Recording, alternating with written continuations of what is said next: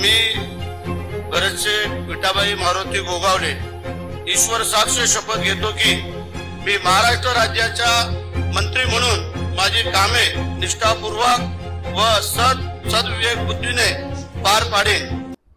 नमस्कार, मी तुकाराम सावंके आपणा सर्वांचं पुन्हा एकदा आपल्या हक्काच्या स्वराज लाईव्ह या न्यूज चॅनलमध्ये स्वागत करतो। प्रेक्षको, महाराष्ट्रातला कधीही न हरलेला नेता म्हणजे भरतशेठ गोगावले।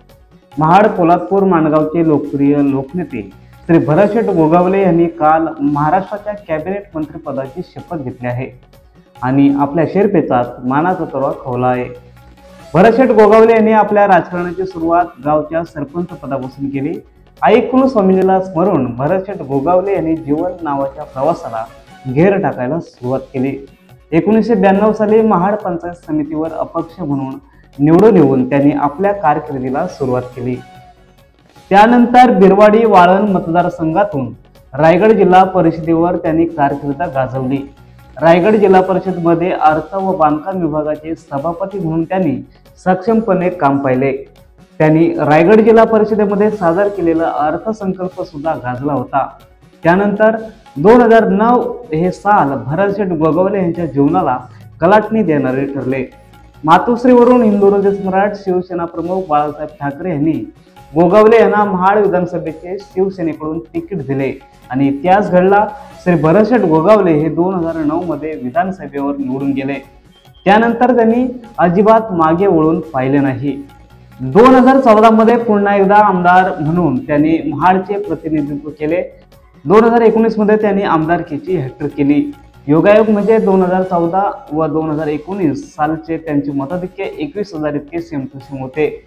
2024 साली पुन्हा एकदा महाड विधानसभेतून निवडून त्यांनी विजयाचा चौकार मारला। गोरगरीब जनतेला सदैव मदतीसाठी तत्पर, गोरगरिबांचे सेठ, गरजू जनतेच्या अडचणींना धावत जाणारा नेता अशी भरतशेठ यांची ओळख आहे। ही ओळख त्यांनी सार्थ ठरवली।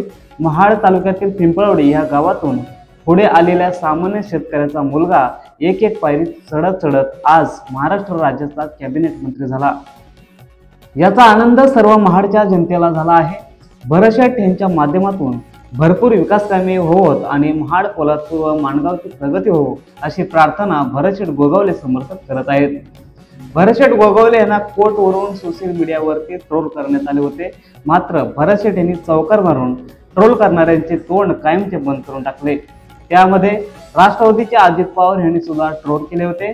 त्यांना भरतशेठ गोगावले यांनी भरतशेठ स्टाईलने शपथविधीच्या दिवशीच उत्तर दिले। गोगावले साहेब, काय आता आपला ते सुख जीवन आणलेला कधी घालायचा?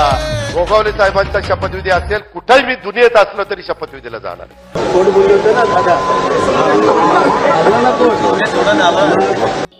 भरतशेठ गोगावले यांचा एक पॅटर्न आहे, मी स्वतःहून कोणाला पाय लावत नाही आणि चुकून लागला तर नमस्कार करतो आणि कोणी जाणून बुजून पाय लावला तर त्याचा मात्र जय महाराष्ट्र करतो असे विधान भरतशेठ गोगावले त्यांच्या भाषणात करत असतात।